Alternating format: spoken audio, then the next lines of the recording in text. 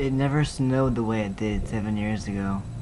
Vapor from heaven frozen, falling fast in the deepest, darkest days of September. We kicked 3 pebbles down inside a dirty well that is hidden half a mile into the woods. 3 pebbles, a wish for each of us, clanking down against metal, spiraling with such vast potential for miles into the heart of the planet. In school, we never learned what is truly in the middle of the earth. The middle is always the best part of everything. Hearts and hugs, the peanut butter and the jelly, the safest place to be in a head-on collision, the easiest place to hide with daylight pouring gallons of guilt. The middle is, at least we look good in silver, never last. All we know is that it is very hot, bubbling probably blue magma and steaming all the history together into a very sorry soup that Pandora would only dream about scooping into a great big box and bringing it home to his father to say, "Father, Father, will you forgive me now? This is so much better." We know that it is hot, and we know that it is full of diamonds, sort of like the middle of our eyes. The shimmering glisten, staring into glass houses and shattering all the shining hands of glory that light the way, stealing across the night into mine shafts with diamond eyes and gold hearts and emeralds elsewhere. We carry them to blind snakes, and to remember that all that glitters is not gold. Just ask your father. 3 little pebbles toppled to and fro down a little spigot, darting downward, emptying our heartstrings of our wishes. I wonder how far down it goes.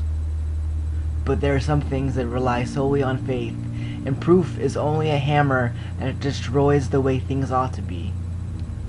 We turned on our heels and hiked back up through the snow to the smokestack, pluming up with the promise of cocoa and cupped hands and candles waning with wax dying onto the carpet.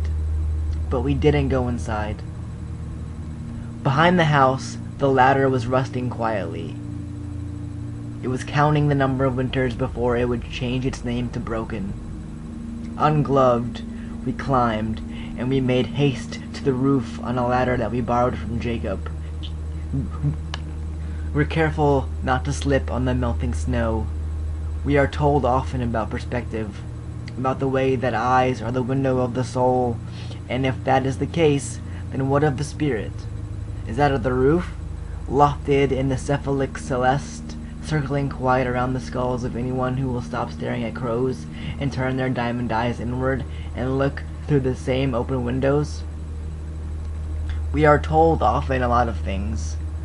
That pelt is the name of a dead hawk killed by fowl. That we should never wear brown hat in Friesland. Beware the Ides of March. Eat the lotus tree and live in idleness. The only cure for a broken heart is 3 wishes down a well and 3 good deeds a day for 30 days. And sometimes, the only way to really succeed in knowing everything is that we're supposed to do nothing. So we climb to the roof, and we stare into the woods, our tongues agape, catching snowflakes. We tasted the frozen tears of angels, our feet indentured onto the shingles, sliding only with laughter, slitting our throats with the breeze of freedom, our hearts singing to the winter in tongues, Colesti mentum gratia, our hands never really still enough to shake with September sadness. We are told that the middle of the earth is a mystery. Only diamonds, you see, and iron, and the blood of extinction, it bubbles up down there.